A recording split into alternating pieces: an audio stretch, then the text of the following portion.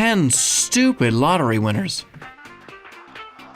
Willie Hurt, $3.1 million. In 1989, family man and well-respected citizen Willie Hurt won the jackpot in the Michigan lottery.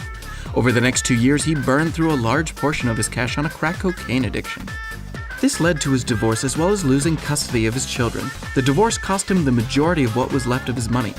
Once broke, Mr. Hurt was convicted of murdering his girlfriend during an alcohol and drug binge.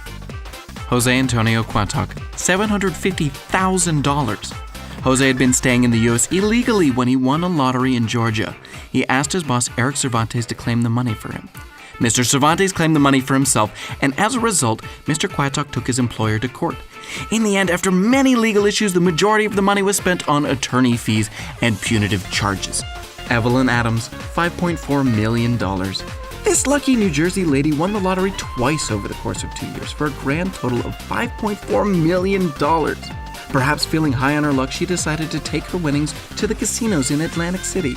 To say the least, her luck did not hold up as she gambled most of it away and now resides in a trailer park.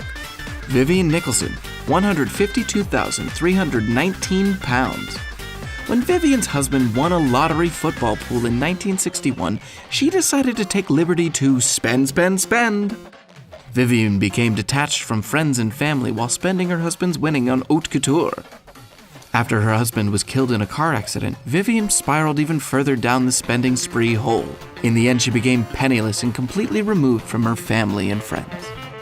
Callie Rogers, £1.9 million. In 2003, 16-year-old Callie Rogers won the UK's lottery. Her youthful age may have played a part in her money-managing skills. Callie went under much cosmetic surgery, bought a bunch of houses, and went on luxury vacations. But in the end, she moved back in with her mother along with her 2 kids from a deadbeat boyfriend. William Post, $16 million. Within 3 months of receiving his first annual payment, William was already $500,000 in debt after buying a restaurant and an airplane. Family members crawled out of the woodwork to get a piece of the winnings, including an ex-girlfriend who sued him for a share and won. Even his brother hired a hitman to kill William in an attempt to inherit the money but failed. Within a year, Mr. Post was $1 million in debt and spent some time in jail after taking a shot at a bill collector. Denise Rossi, $1.3 million. When Denise Rossi won the California Lotto, she decided to leave her husband and keep the winnings for herself. 2 years later, the ex-husband learned of her reason for leaving him and decided to sue Denise for not disclosing her winnings in the divorce. In the end, the judge awarded him with 100% of the winnings and left Denise broke. Amanda Clayton, $1 million. Amanda Clayton was known to her neighbors as a degenerate and a drug user. Her winning the lottery only added fuel to the fire. Clayton was eventually arrested for collecting welfare checks despite now being a millionaire.